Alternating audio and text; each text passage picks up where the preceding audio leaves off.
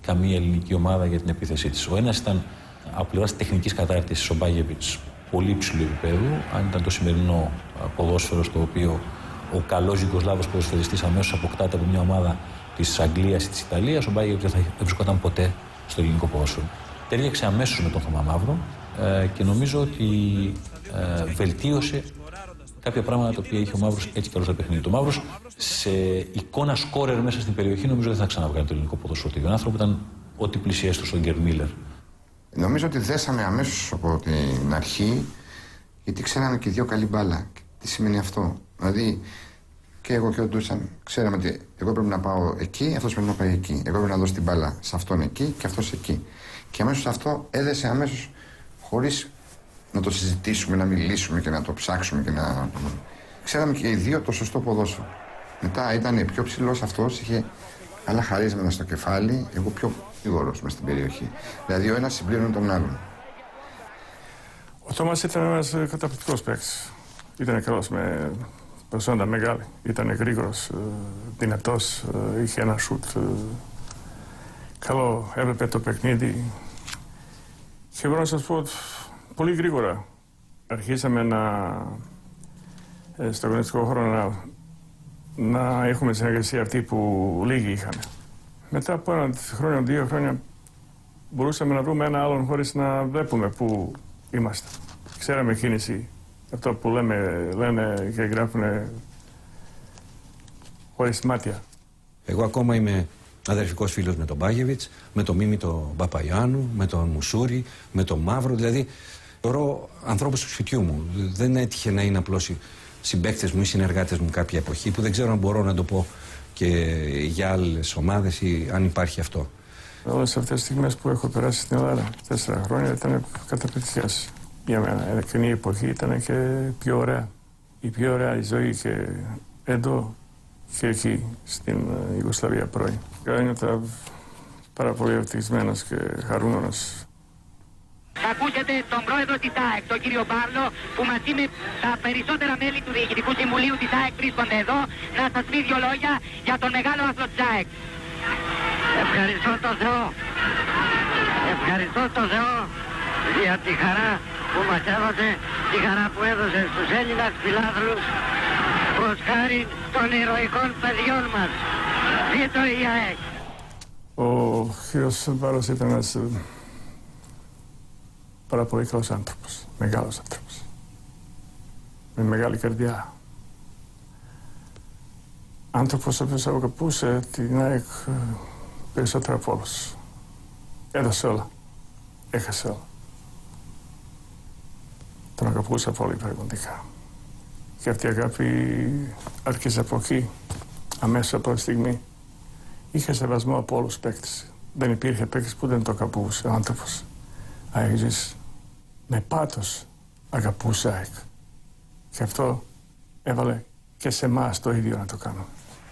Οι αποχωρήσεις Μπάρλου και Μπάγεβιτς το 1981 σημαίνουν την έλευση μιας δύσκολης, μίζερης εποχής για την ΑΕΚ και φέρνουν πέτρινα χρόνια με κυρίαρχο στοιχείο την διοικητική αστάθεια και την οικονομική δυσπραγία. Αλλά, ακόμα και σε αυτές τις συνθήκες, το γονίδιο του μεγάλου συλλόγου καταφέρνει να φανεί, όπως το δρόμο για το κύπελο του 1983 με ηγέτη, ποιον άλλον, τον Θωμά Μαύρο.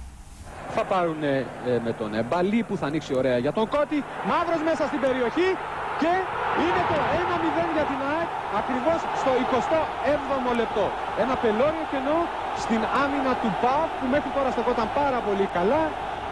Ήταν τότε και, αν δεν κάνω λάθος, ο πρώτος μεγάλος τελικός που γινόταν στο Ολυμπιακό Στάδιο, γιατί ήταν καινούριο γήπεδο, γεμάτο το γήπεδο από φιλάθλους και του ΠΑΟΚ και της ΑΕΚ, μια γιορτή του ποδοσφαίρου, όπου έγινε και ένα πάρα πολύ καλό παιχνίδι, αντάξιο των 2 μεγάλων ομάδων, και θυμάμαι μετά την κατάρτιση πήγα με τα πόδια από τη χαρά μου στο σπίτι μου στο Γαλάτσι. Ήταν ο πρώτος τίτλος που κατακτούσα.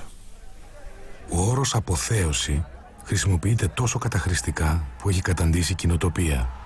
Πόσες φορές στην ιστορία του ελληνικού ποδοσφαίρου ή ειδικά της ΑΕΚ ήταν κυριολεκτική. Απειροελάχιστες, αφού τέτοια προσωπική λατρεία φυλάσσεται μόνο για τους πραγματικά κορυφαίους. Συνθήματα που πηγάζουν από τόσο έντονα συναισθήματα, τέτοια και εντονότερα θα προκαλέσουν. Σε ποιο? στον Μαύρο το Θεό. Ένιωσα μεγάλη έκπληξη, χαρά, τιμή, συγκίνηση. Καταλαβαίνετε ότι έχουν περάσει παιχνίδια από όλο το γήπεδο, το φώναζε. Και είχα πρόβλημα μετά να πάω σπίτι μου. Γιατί ήμουν στον ουρανό και πρέπει να κατέβω στη γη. Δηλαδή, μίλαγες με τον Θεό και μετά πρέπει να μιλήσεις με τους φίλους σου, τη γυναίκα σου. Χωρίς να τους μειώνω τους ανθρώπους και τους αγαπούσα και τους αγαπώ, αλλά έχει δυσκολία το θέμα. Λένε ότι ο δολοφόνος πάντα επιστρέφει στον τόπο του εγκλήματος. Ακόμα και στο ποδόσφαιρο, ειδικά εάν ο θήτης είναι ένας χαρισματικός γκολτζής και θύματα οι άμυνες των αντιπάλων. Και στην περίπτωση του Ντούσαν Μπάγεβιτς, που ξαναφοράει τον δικέφαλο αετό ως προπονητής πλέον το 1988, το αποτέλεσμα τελικά θα είναι ίδιο. Εκείνο το παιχνίδι με τον Ολυμπιακό έχει χαραχθεί στη μνήμη μου, όχι μόνο εμένα, αλλά και όλων των φιλάθλων. Ήταν το πρωτάθλημα που κατακτήθηκε μετά από 10 χρόνια περίπου, απέναντι σε μια μεγάλη ομάδα. Μπορώ να πω ότι είχε μεγαλύτερα ονόματα ο Ολυμπιακός, και τον Τέταρη είχε πολύ μεγάλους ποδοσφαιριστές στο ρόστερ του, και μάλιστα από ό,τι θυμάμαι με πρόεδρο τον κ. Σαλιαρέλη. Θεωρούσαν σίγουρο ότι θα το κατακτήσουν. Εμείς είχαμε ατυχήσει στο πρώτο τελευταίο παιχνίδι με τον Απόλλωνα, που αν το κερδίζαμε θα το είχαμε κατακτήσει, και χάσαμε. Οπότε περάσαμε μια εβδομάδα μαρτυρική, είχαμε πάει στην Πάρνηθα απομονωμένοι και περιμέναμε πώς και πώς αυτό το παιχνίδι. Ο Κόνσκι τώρα που περνάει στην αντεπίθεση η ΑΕΚ είναι ο Κόνσκι με τον Καραγκεζόπουλο. Ο Καραγκεζόπουλος θέλει offside, λέει ο Κόνσκι τώρα και πάλι μαζί με τον Αλεξίου. Και πάλι ο Καραγκεζόπουλος τώρα μόνο σε καλή ευκαιρία. Ο Καραγκεζόπουλος στο σουτ και η μπάλα είναι γκολ. Καραγκεζόπουλος και 1-0 το γκολ για την ΑΕΚ στο 83ο λεπτό. Ήταν μια ξαφνική αντεπίθεση. Γίνεται πανδαιμόνιο στις κερκίδες από τους φιλάθλους της ΑΕΚ. Για το γκολ. Μύρισε, αυτό είναι αλήθεια. Το που λέμε εμείς οι προπονητές και αυτά. Μύρισε ότι θα γίνει κάτι. Θα έχουμε ευκαιρία, γκολ θα γίνει. Τότε που έδωσε πάσα μπροστά το Τάκη ο Κόνσκι, και που κανείς δεν περίμενε από εμάς να κάνει πριν το Τάκης από κέντρο μέχρι το γκολ πάνω και να μην το προλάβει κανείς, το έκανε. Και με έναν ωραίο τρόπο και το γκολ πέτυχε, και μετά, όπως ξέρετε, η χαρά δεν είχε κανείς τέτοια όσο εμείς είχαμε μετά το παιχνίδι, και μετά μέσα στο αγωνιστικό χώρο, και μετά όλο αυτό το διάστημα.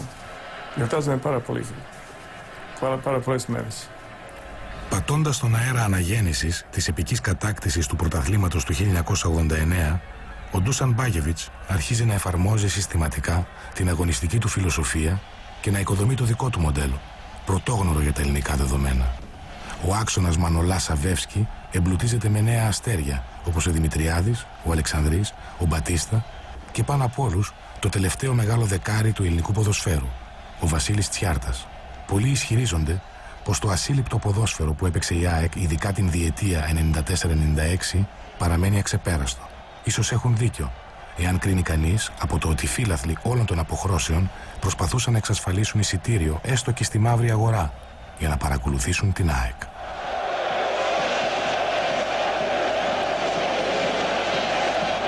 Είχα το δικό μου έτσι τη φιλοσοφία, είχα έτσι πώς το βλέπω εγώ, μια ομάδα εκείνη η εποχή. Μ' άρεσε πολύ η ελευθερία μέσα στο παιχνίδι, η φαντασία. Μ' άρεσε να έχουμε παίκτες που είχαν πάρα πολύ ψηλή τεχνική, γρήγοροι παίκτες που είναι μέσα στο γνωστικό χώρο, αποφασισμένοι σε όλα. Ανοίγεται ο Τσάρτας, θα κάνει και το σουτ, την μπάλα στα δίχτυα, ένα εκπληκτικό γκολ από τον Βασίλη Τσάρτα. Το 1996 ανατέλει η εποχή Ντέμι Νικολαίδη. Η άρνησή του να μετακινηθεί στον Ολυμπιακό αναδεικνύει μια ψυχοσύνθεση από παλαιότερες ρομαντικές εποχές. Εάν η ψυχή του βρίσκεται στο παρελθόν, οι αγωνιστικές ικανότητές του είναι από το μέλλον, αφού αποδεικνύεται μέγιστος γκολτζής, ένας βραχίσωμος αλλά χαρισματικός κεντρικός κυνηγός. Ο συνδυασμός πιστής καρδιάς και σπάνιου ταλέντου λατρεύεται από τον κόσμο. Όμως, η διοικητική αστάθεια και τα χονδροειδή λάθη της πολυεθνικής που αναλαμβάνει την ομάδα κρατούν την ΑΕΚ μακριά από την κορυφή. Παρά τα 3 κύπελα Ελλάδας, η Ένωση βρίσκεται στη σκιά του Ολυμπιακού, που φαίνεται να κυριαρχεί καθολικά. Η Ποδοσφαιρική Ομοσπονδία